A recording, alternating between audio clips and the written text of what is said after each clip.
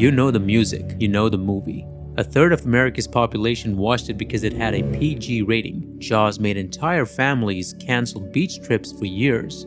One study showed nearly 90% of people developed a fear of sharks, and they'd only ever seen one, in a theater, and barely. It hardly shows up. You never even see the whole shark, at least the one they designed.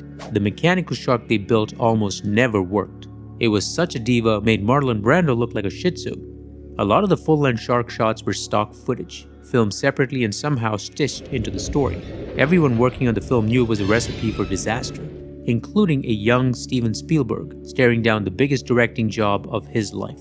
But somewhere in the back of his mind, a memory kicked in, one that saved the film. What was that memory? In a way, he'd already directed Jaws before. That movie was Duel, a faceless truck chasing a nervous guy who looks like Spielberg. It's a great film, watch it if you haven't. It shows Spielberg's undeniable genius with suspense and action. Jaws has a similar construct with a relentless shark terrorizing an isolated community, and a scared guy with glasses caught in the middle. And yeah, you'll see the same trick again in Jurassic Park. You know the T-Rex is coming, but Spielberg holds back.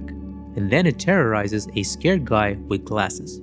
Spielberg knew the less you see, the scarier you can imagine. It's great in hindsight, but was not the original plan. It's only because the shark didn't work well that Spielberg was forced to course correct. The genius is that he was able to course correct when facing ruin. He found a way. Jaws is a masterclass in camera and editing technique. The surprises and jump scares creep up on you. Take this scene. Starts with a slow dissolve and then bang. You get close-ups and the sound of metal on wood, followed by a meat hook. The camera is always just above sea level, as if you're trapped there with everyone else.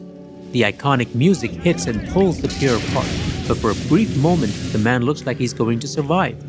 Until the shark, whom we don't see, turns around. It's a terrifying scene with two people who we don't know, chased by a shark we don't see. All the brilliance of Jaws is visible in this one scene. First, Spielberg's camera work.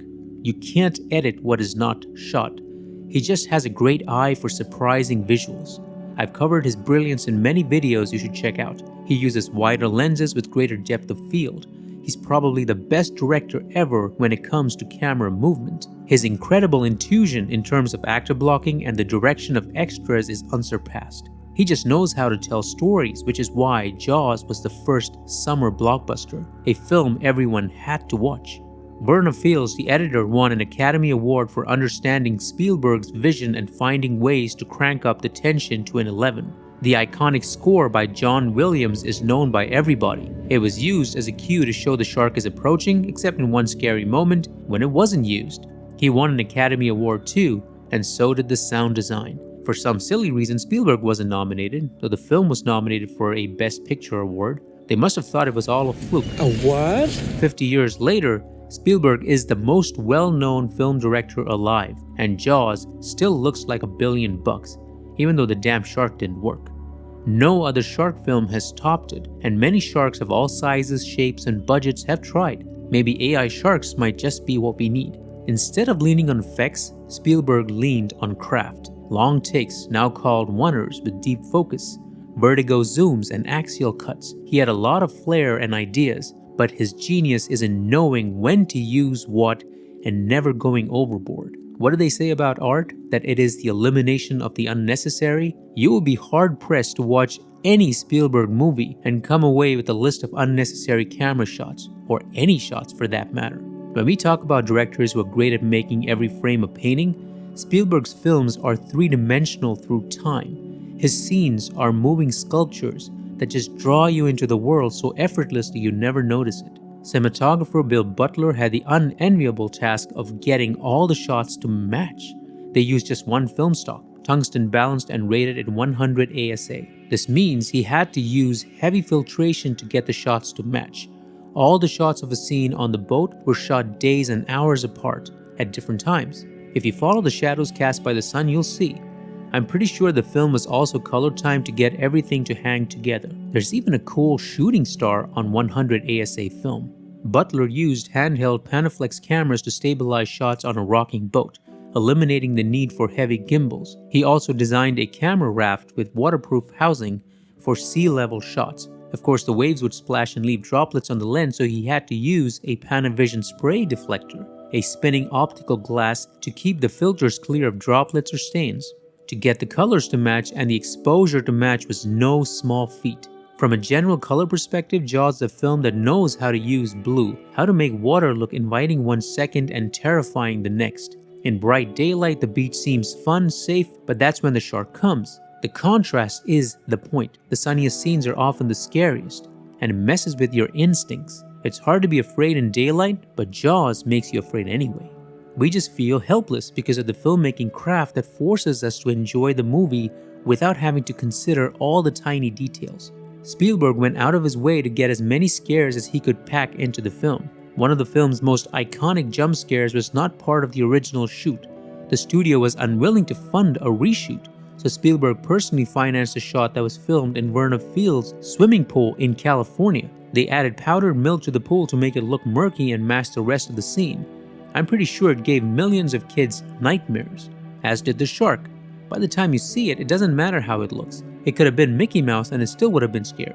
A great part of what makes Jaws look so good today is the location and production design. The movie feels real, the ocean is real, the island is real. It's as if Spielberg was forced to cut so many corners due to the budget and problems, but still ended up with a perfectly square piece of paper. Jaws was shot on the actual ocean, no green screen, no computer graphics.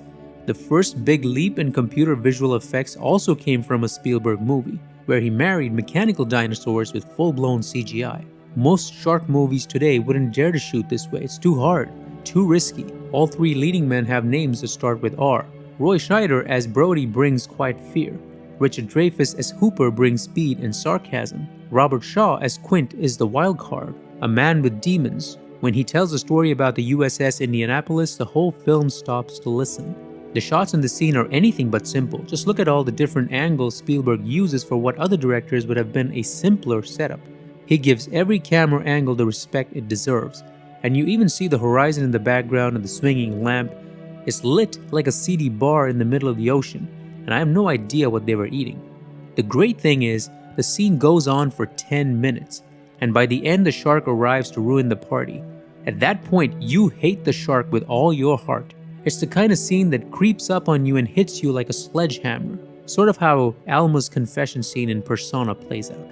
That's Jaws, structured like a 3-act play. The beach attacks, the town panics, and the hunt at sea. People ended up hating that one mechanical shark so much it caused the deaths of thousands of sharks worldwide. But as a movie, Jaws is as pure cinema as it gets. You couldn't have asked for a better film to represent the quintessential blockbuster, and it still gives every subsequent blockbuster a run for its money. Throughout his life, up until Schindler's List and Saving Private Ryan, journalists made fun of Spielberg as a one-trick pony, incapable of making a serious film. To those journalists, I ask, when was the last time a single movie influenced billions of people worldwide? I can't think of any other film that has had this level of impact. When you think about it like that, the influence of Jaws in cinema history cannot be understated by any metric. And that's why Jaws still looks like $1 billion. Spielberg was working at a level most directors never reach, and he was only getting started. I make films too. My latest one, A Count of 10, is now streaming on Amazon Prime. It's a giallo-inspired Bollywood thriller. Check it out in the link below.